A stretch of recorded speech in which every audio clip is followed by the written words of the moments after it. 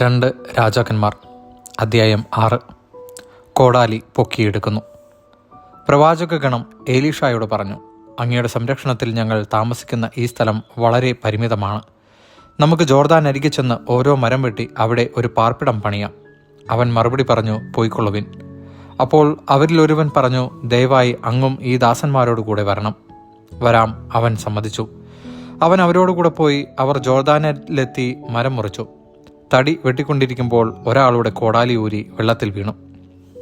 അയ്യോ യജമാനനെ, അത് കടം വാങ്ങിയതാണ് എന്നവൻ നിലവിളിച്ചു.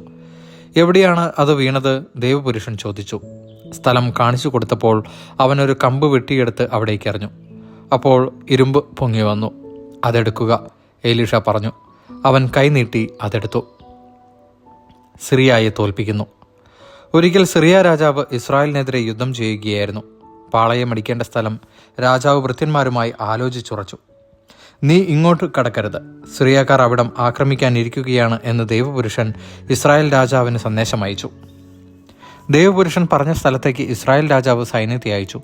ഇങ്ങനെ പലപ്പോഴും ദേവപുരുഷൻ മുന്നറിയിപ്പ് നൽകുകയും രാജാവ് രക്ഷപ്പെടുകയും ചെയ്തിട്ടുണ്ട്. സിറിയ രാജാവ് തന്മൂലം അസ്വസ്ഥനായി. അവൻ ഭൃത്യന്മാരോട് ചോദിച്ചു, നമ്മുടെ ഇടയിൽ ഇസ്രായേൽ രാജാവിന് വേണ്ടി നിലകൊള്ളുന്നവനെ നിങ്ങൾ കാണിച്ചു തരികയില്ലേ? ഭൃത്യന്മാരിൽ ഒരുവൻ പറഞ്ഞു, രാജാവേ, നമ്മുടെ ഇടയിൽ ആരുമില്ല. കിടപ്പറയിൽ അങ്ങ് സംസാരിക്കുന്നത് ഇസ്രായേൽ രാജാവിനെ അറിയുന്നത് ഇസ്രായേലിലെ പ്രവാചകനായ ഏലീഷ ആണ്. പോയി അവനെ കണ്ടുപിടിക്കുക, അവൻ ആജ്ഞാപിച്ചു. ഞാൻ ആളയച്ച് അവനെ പിടിക്കും. അവൻ ദോദാനിലുണ്ടെന്ന് അവർ അറിയിച്ചു. രാജാവ് രഥങ്ങളും കുതിരകളും ഒരു വലിയ സൈന്യവും അവിടേക്ക് അയച്ചു. അവർ രാത്രി നഗരം വളഞ്ഞു. ദേവപുരുഷന്റെ ദാസൻ അതിരാവിലെ എഴുന്നേറ്റ് പുറത്തു വന്നപ്പോൾ രഥങ്ങളും കുതിരകളുമായി സൈന്യം നഗരം വളഞ്ഞിരിക്കുന്നത് കണ്ടു. അവൻ വിളിച്ചു പറഞ്ഞു, അയ്യോ യജമാനനെ, നാം എന്താണ് ചെയ്യുക? അവൻ പറഞ്ഞു, ഭയപ്പെടേണ്ട, അവരെക്കാൾ കൂടുതൽ ആളുകൾ നമ്മോട് കൂടെയുണ്ട്.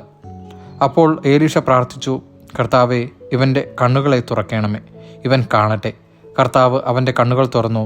ഏലീഷായ്ക്ക് ചുറ്റും മല ആഗ്നേയ രഥങ്ങളും കുതിരകളും കൊണ്ട് നിറഞ്ഞിരിക്കുന്നത് അവൻ കണ്ടു.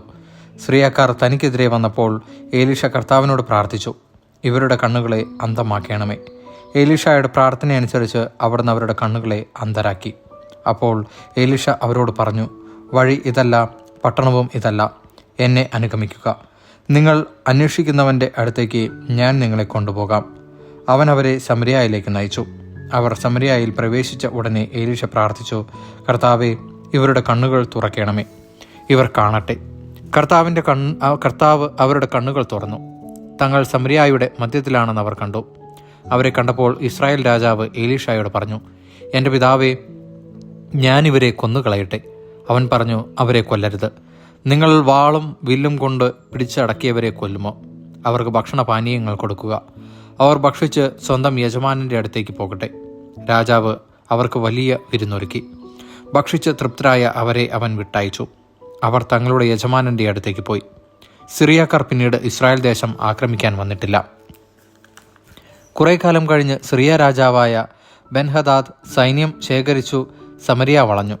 അപ്പോൾ സമരിയയിൽ രൂക്ഷമായ ക്ഷാമമുണ്ടായി. ഒരു കഴുതത്തലയ്ക്ക് 8 ഷെക്കൽ വെള്ളിയും 1/4 കാബ് കാട്ടുള്ളിക്ക് 5 ഷെക്കൽ വെള്ളിയും വിലയായിരുന്നു. ഇസ്രായേൽ രാജാവ് കോട്ടമേൽ നടക്കുമ്പോൾ ഒരുവൾ വിളിച്ചു പറഞ്ഞു, പ്രഭോ, രാജാവെ, സഹായിക്കണമേ. അവൻ പറഞ്ഞു, കർത്താവ് സഹായിക്കുന്നില്ലെങ്കിൽ എനിക്കെങ്ങനെ കഴിയും? എൻ്റെ കയ്യിൽ ധാന്യമോ മുന്തിരിയോ ഉണ്ടോ? രാജാവ് ചോദിച്ചു, എന്താണ് നിന്റെ പ്രശ്നം? അവൾ ഉണർത്തിച്ചു, ഇവൾ എന്നോട് പറഞ്ഞു, നിന്റെ മകനെ കൊണ്ടുവരിക, ഇന്ന് നമുക്കവനെ ഭക്ഷിക്കാം, നാളെ എൻ്റെ മകനെ ഭക്ഷിക്കാം. അങ്ങനെ ഞങ്ങൾ എൻ്റെ മകനെ വേവിച്ചു തിന്നു. അടുത്ത ദിവസം ഞാൻ അവളോട്, നിന്റെ മകനെ കൊണ്ടുവരിക, നമുക്കവനെ തിന്നാം എന്ന് പറഞ്ഞു. എന്നാൽ അവൾ അവനെ ഒളിപ്പിച്ചു കളഞ്ഞു. അവൾ ഇത് പറഞ്ഞപ്പോൾ രാജാവ് വസ്ത്രം കീറി. അവൻ കോട്ടമേൽ നടക്കുകയായിരുന്നു. ജനം നോക്കിയപ്പോൾ രാജാവ് അടിയിൽ ചാക്കുവസ്ത്രം ധരിച്ചിരിക്കുന്നു. രാജാവ് പറഞ്ഞു, ഷാഫാത്തിൻ്റെ പുത്രൻ ഏലീഷയുടെ തല ഇന്നു മുതൽ കഴുത്തിൽ ശേഷിച്ചാൽ കർത്താവിനെ ശിക്ഷിക്കട്ടെ. ഏലീഷ ശ്രേഷ്ഠന്മാരോടൊപ്പം വീട്ടിലിരിക്കുകയായിരുന്നു. രാജാവ് ഒരുവനെ പറഞ്ഞയച്ചു. അവൻ വന്നെത്തുന്നതിന് മുമ്പ് ഏലീഷ ശ്രേഷ്ഠന്മാരോട് പറഞ്ഞു, ആ കൊലയാളി എൻ്റെ തല ഛേദിക്കാൻ ആളയച്ചിരിക്കുന്നത് കണ്ടോ? ദൂതൻ വരുമ്പോൾ വാതിലടച്ച് അവനെ തടഞ്ഞു നിർത്തുവിൻ. അവൻ്റെ യജമാനൻ്റെ കാലടി ശബ്ദമല്ലേ പിന്നിൽ കേൾക്കുന്നത്. അവൻ സംസാരിച്ചു കൊണ്ടിരിക്കെ തന്നെ രാജാവ് വന്ന് അവനോട് പറഞ്ഞു, ഈ ദുരിതം കർത്താവ് വരുത്തിയതാണ്. ഞാനിനി എന്തിന് കർത്താവിൻ്റെ സഹായം കാത്തിരിക്കണം? ദൈവവചനമാണ് നാം കേട്ടത്.